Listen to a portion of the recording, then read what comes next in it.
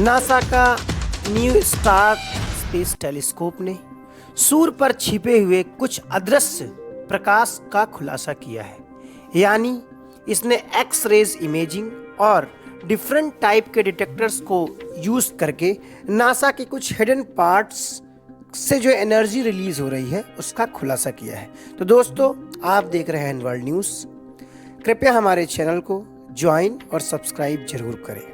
तो चलिए चलते हैं आज की इस बड़ी खबर की ओर। दोस्तों, वैज्ञानिकों ने न्यू स्टार टेलीस्कोप की मदद से सूर्य के कुछ छुपे हुए रहस्यों से पर्दा उठाया है। वही दोस्तों, सूर्य का वातावरण अपने सौर मंडल में सबसे गर्म बताया जाता है, जहां पे हाई एनर्जी एक्सरेज रेज भी निकलती हैं।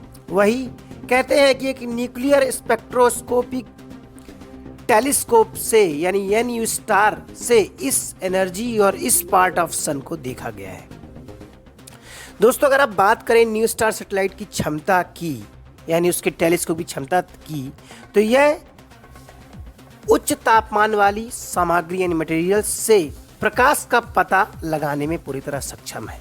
वही बड़ी संख्या में नैनो फ्लेयर्स यानी जो सोलर फ्लेयर्स सन से निकलते हैं उनका भी पता लगा सकता है। वही वैज्ञानिकों का यह भी कहना है कि सूरज से निकलने वाले जो सोलर फ्लेयर्स हैं वो कई बार छोटे छोटे ब्लैक होल्स भी बनाते हैं और उन ब्लैक होल्स में वो एनर्जी समा जाती है। साथ ही वैज्ञानिकों ने एक वीडियो भी जारी किया है जिसमें सूरज से एक बड़ा हिस्सा टूटकर निकल रहा है, जो कि सोलर फ्लेयर्स के रूप में जाना जाता है। और इस सोलर फ्लेयर्स के निकलने से पृथ्वी पर भी कुछ गंभीर परिणाम देखे जा सके हैं। पास्ट में यानी पहले के दशकों में इस तरह की एनर्जी जब भी सन से रिलीज हुई है तो वैज्ञानिकों ने इसे भूकंप के खतरे से भी जोड़ा है। और हम इस तरह के सोलर फ्लेयर्स के टुकड़े का निकलना हमारी अर्थ की मैग्नेटिक फील्ड से जब भी इंटरेक्शन होता है तो हमारे धरती पर बड़े बड़े भूकंप आते हैं। और हाल ही में हमने तुर्की का एक बहुत ही भीषण भूकंप देखा है जिसमें तुर्की में हजारों की संख्या में लोग मारे गए हैं।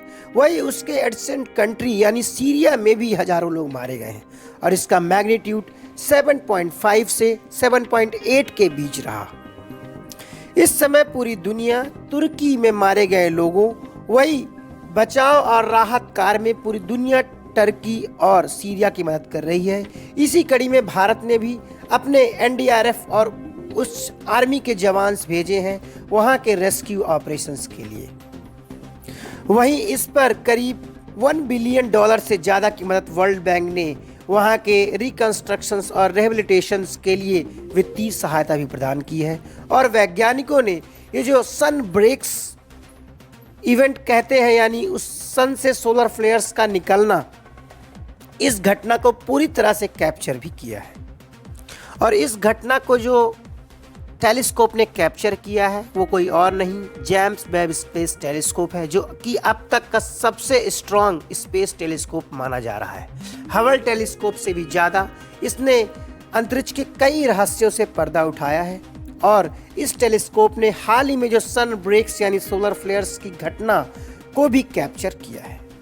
हालांकि इस इवेंट का डायरेक्ट कनेक्शंस अर्थक्वेक से अभी तक तो खोजा नहीं गया है, लेकिन वैज्ञानिक इसकी जांच कर रहे हैं और रिसर्च और एक्सपेरिमेंट कर रहे हैं कि आखिर ये जो सोलर फ्लेयर का टुकड़ा सन से निकला है तो क्या हमारी अर्थ की मैग्नेटिक फील्ड से क्या इंटरेक्शन हुआ और इसके प्रभाव हमारी धरती पर कैसे होंगे।